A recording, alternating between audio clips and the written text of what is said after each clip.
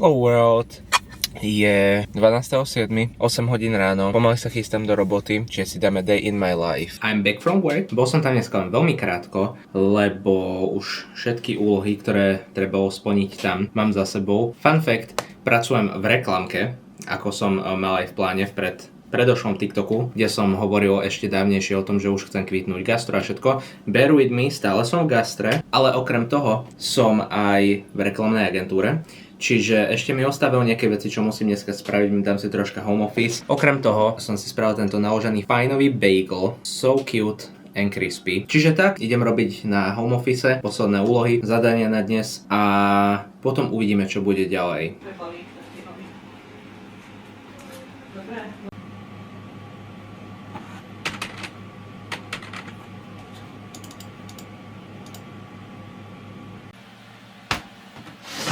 So, je 18.34, home office je za mnou, všetko je spravené, všetko vyriešené, everything is done. Teraz poviem vám o tom, čo som si objednal, lebo ma to včera toľko motivovalo, jedna konverzácia s kamarátkou, že to proste musím zazdieľať aj s vami. Spravil som možno troška taký spontánny nákup v noci, ale stojí to za to, pretože pri takýchto veciach sa hovorí, že na tieto veci nikdy nie je škoda investovať alebo dávať peniaze. You know what I mean? Keď vám to poviem, to pochopíte, o čo sa jedná, ok? Yes. Anyways, idem vám teda povedať, čo je v mojom živote také prevratové, čo som musel tak strašne spontánne objednať. I know, drum rolls please.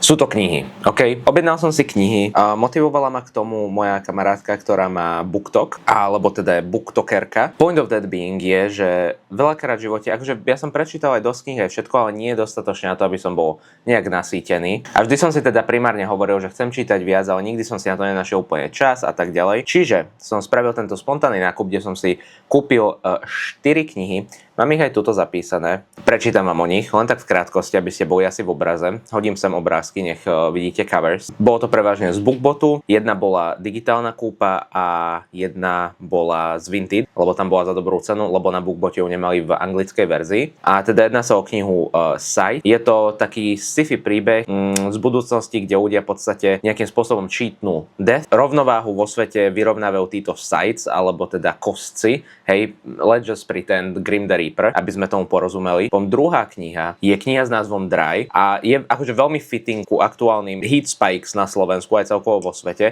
Keďže sa jedná o situáciu v Južnej Kalifornii, kedy náhle dojde voda, skupina mladých ľudí sa s tým nemusí vyrovnávať, navigujú svoj život cez chaos a paniku. A teda tak a hlavne to poukazuje na to, že ako ľudia zmenia svoje správanie alebo nejaké inštinkty, keď sa jedná o krízové situácie. Potom ďalšia kniha je Throne of Glass. Je to fantasy, mágia, romantika. Tá romantika nie je úplne až tak moje, ale povedal som si, že je to veľmi populárna knižná séria. Tiež sú tam témy ako royalty, nebezpečenstvo nejakých hlavných hrdín a protagonisti a tak ďalej. A posledná kniha je Fate Forged in Fire. Tiež na podobný štýl, je to v podstate fantasy, mágia, keltského prostredia. Sú tam aj nejakí draci. Toľko k môjmu spontánnemu nákupu. Čiže uvidím, som zvedavý, keď to dojde, čo si o tom budem mysleť. Koľko mi to zabere vlastne prečítať, keďže genuinely som zvyčajne, že good and fast reader. Aktuálne mám rozčítané Game of Thrones už po niekoľkýkrát. Enough of the books. Skutočnosť je taká, že v realite I did not really do much. Actually som si dal, že nap. That was nice. Premýšľal som nad tým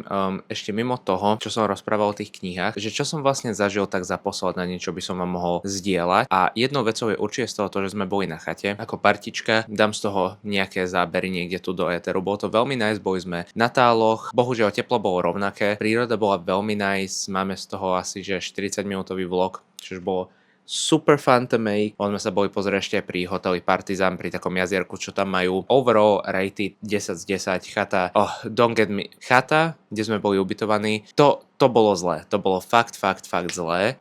Na to sme napísali aj takú kilometrovú recenziu, čiže I don't support that chata, ale okrem toho, všetko ostatné si myslím, že bolo celkom fajn. A asi tak. Zároveň ma napadla ešte vec.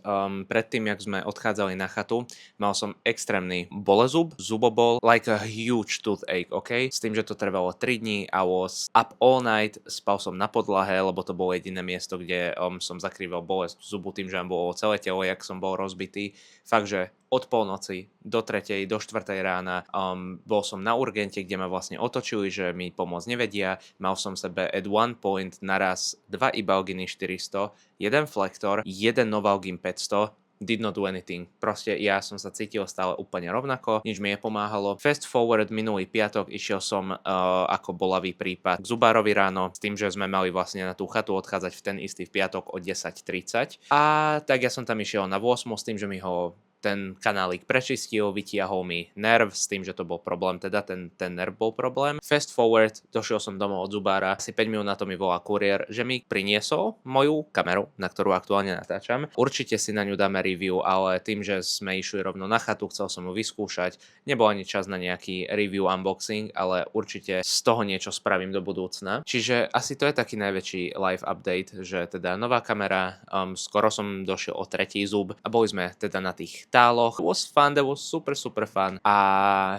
tak, honestly, tento vlog je celkom boring, snažil som sa len tak narýchlo vám niečo zdeliť, keďže som dlho nič nepoustoval, ale nič až také úplne prevratové sa mi v živote nestalo. A to je asi všetko k tomuto vlogu. Dneska je teda 2.7. Zajtra idem do roboty, čiže chcem toto postrihať. And fun thing. Actually som lately rozmýšľal nad tým, že kvôli tomuto formátu by bolo asi fajn si založiť teda YouTube, kde to môžem zdieľať jednak aj v dlhšom formáte, ale hlavne tam budem mať troška väčšiu možnosť sa kreatívne vyhrať. Por tieto day in a life by som si nechával na YouTube a z toho nejaké zostrehy hádzal ešte na sekundárny TikTok account. Ale yes, soon, hopefully in the next days sa mi podarí niečo natočiť ďalšie. Tým, že by som to chcel v štýle nie úplne, že len jeden deň, ale zosekať viacero dní do jedného vlogu, nech je to zaujímavejšie, troška dynamickejšie, čiže maybe soon. Yes, Genovefa. Bye!